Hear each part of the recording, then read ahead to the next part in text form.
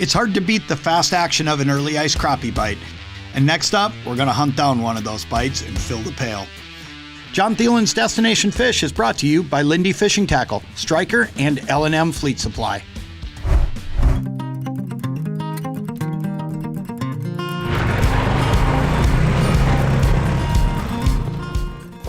Man, I've been looking forward to this for a long time. First ice crappies. We'll start with old trusty, old reliable Rattling Flyer Spoon. We'll start with a red Lindy Rattling Flyer Spoon in a 16th ounce and see what happens. There he is, got him. Look at that. Oh, look at that. What a way to start an evening. Man, I'll tell you, we just got everything set up, just got out here, and it's early ice. There's no snow on the ice yet, and we're out chasing crappies, and this is the first trip of the year. It's getting cold, we're making ice fast, and fish like that, they're running around eating. I mean, we're getting rolling. What we're gonna do is just try to pick on some deep crappies. Now, we're fishing a really, really clear lake, and one of the things about fishing a clear lake when you don't got snow on the ice is we're starting deep, and the light penetration is so great without snow on the ice that starting deep can make a big difference. Here's the other thing, we're not starting till afternoon right now. It can make a big difference to fish the low light period. So what we're gonna do is we're gonna hopefully do what we just did there, get a few of these fish right away here during the setup. But I'll tell you what, as we get toward evening, I got a feeling these fish are really gonna turn on. That's a great start right there. We'll take that every day of the week, man.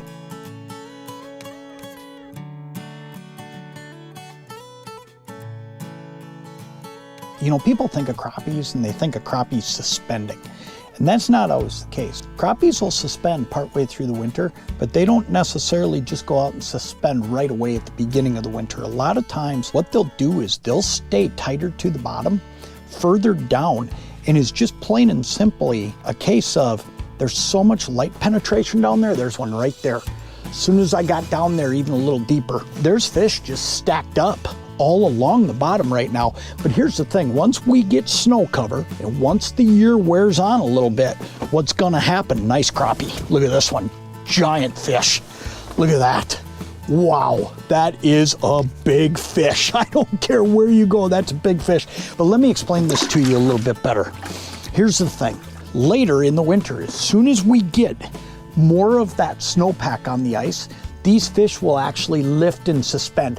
The other thing about that is they're looking for oxygen. The bait's looking for oxygen. These fish will move up and down in the water column. But early in the year like this, when you don't have much snow on the ice, the one thing that is a constant is crappies will usually be relating to bottom at one point or another during the day. Now here's what's gonna happen. These fish are gonna lift, but they're gonna lift a little bit later. And what that's gonna be triggered by is as the sun goes down. So you look at our scenario right now, these fish are a little bit tighter to bottom, but we've got high skies, sun hasn't gone down yet, and there's no snow on the ice. So what you wanna do is when you start, you wanna look at those fish that are down on the bottom, and don't just assume that they're not crappies because you're so used to catching crappies suspended. Those same fish are gonna lift as the sunlight goes down, but fish them down deep when you first start, and you're gonna get a lot more fish than if you just plan on the fact that you're gonna catch them all suspended.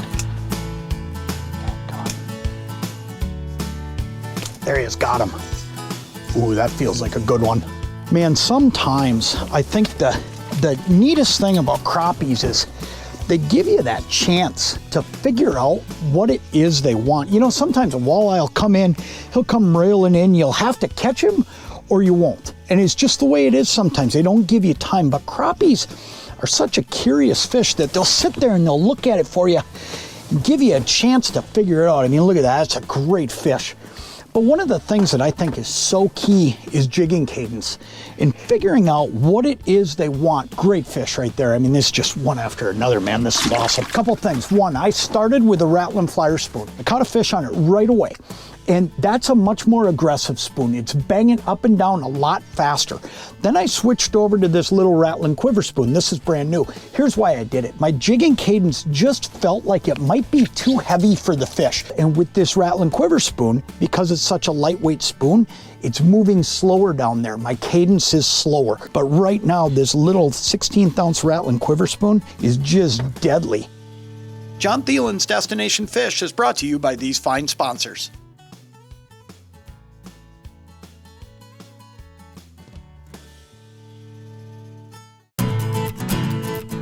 Right on it. Ooh, I missed him. Ooh, might still get him. He's still there and he's still aggressive. He's coming back up again. Got him that time. Oh yeah, that is so cool. I mean, when a fish will just keep coming back at you. Oh yeah, it's a good crop. Look at that. Look at that, yeah. You know, not quite as big as some of them we've got, but you know, one of the things I want to point out to you is what I'm using for a rod. Having different rods for different scenarios can make such a big difference in your catch rate. One of the things I want to show you, this is a tuned up custom Fusion 32. What this is classified as a panfish rod, but for a lot of people, they'd feel like the tip is a little stiff, but it's actually perfect because this rod is designed for fishing heavier baits like a spoon. So when you're in those scenarios where you're gonna fish a spoon, you wanna use something with a little bit stiffer tip on it. This is a perfect solution for that. You know, I see people using a real noodly-like rod sometimes in this scenario, and that'll work as well. But let me tell you, that stiffer tip helps me engage the rattles with less movement. Because when I'm fishing this spoon, right now it's this rattling quiver spoon, or let's say it was that rattling flyer spoon earlier, I want to be able to engage those rattles without big movement. And if I'm trying to do too much with a noodle type tip, what happens is I'm moving that bait a lot to get the rattles to engage. But by using this little bit stiffer Fusion, it allows me to engage those rattles while I'm barely moving the spoon. And that can make a big difference in trigger and strikes too, because you don't want to pull that spoon away from these fish. You want to be able to have control of where you've got that bait in the water column and react to what the fish is doing. There's a whole pack of them here. It is so cool when this happens. All of a sudden, the whole pack of fish has shown up. Ooh, here he comes. He's coming hot. We'll get him. Here they come. One of these fish gonna bite it. Here we go. There's no way. Got him. That is so cool right there. Hey, let me tell you a little bit about the location we're fishing, because it changes a little bit lake to lake on early ice crappies. We're fishing a really clear body of water today. When you're fishing clear bodies of water, good fish. Look at that, another great eater size fish. When you're fishing a clear body of water, start out a little bit deeper. We're out in 35 feet of water right now.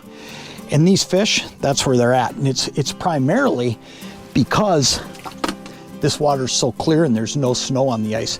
If I were in a scenario where it was dirtier water, I might start up a little bit shallower, but look out a little bit deeper when you're in these clear water situations and you're dealing with no snow on the ice, and the odds are you're gonna find those fish in a little bit deeper water, and that's what's happened for us here today. There he is. Oh, he got off right there. Doggone it. See if we still got bait. If we still got bait, he'll bite it again. Ooh, here he comes. He's coming hot. We'll get him. Couple of them coming now.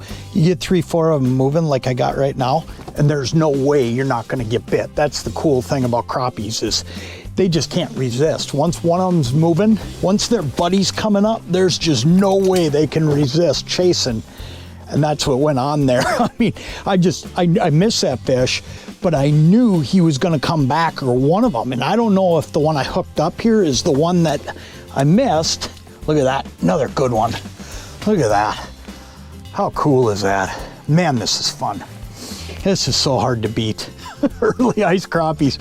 Man, get out and do this. Look for some of these locations and get out on this early ice. And you know, I might call early ice a little later than a lot of people, but I'll tell you what, it sure is a lot of fun. Fish aggressive. Put some spoons down there, fish big.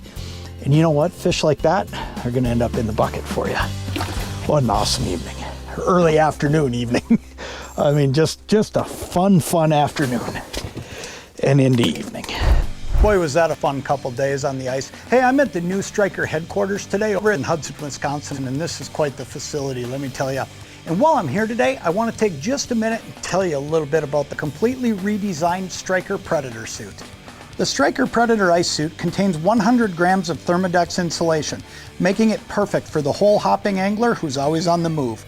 This suit keeps you warm, but with its breathability, not too warm. 150 grams of Sure Float flotation keeps you safe, while the Hydropore waterproofing keeps you dry. The Predator has features designed for the hardcore angler, including reinforced knee material with padding, magnetic storm flap closures, and ample pocket storage. The Predator suit's available in various colors, including the Veil Strike camo pattern. This striker suit contains great looks with functionality and makes a statement on the ice.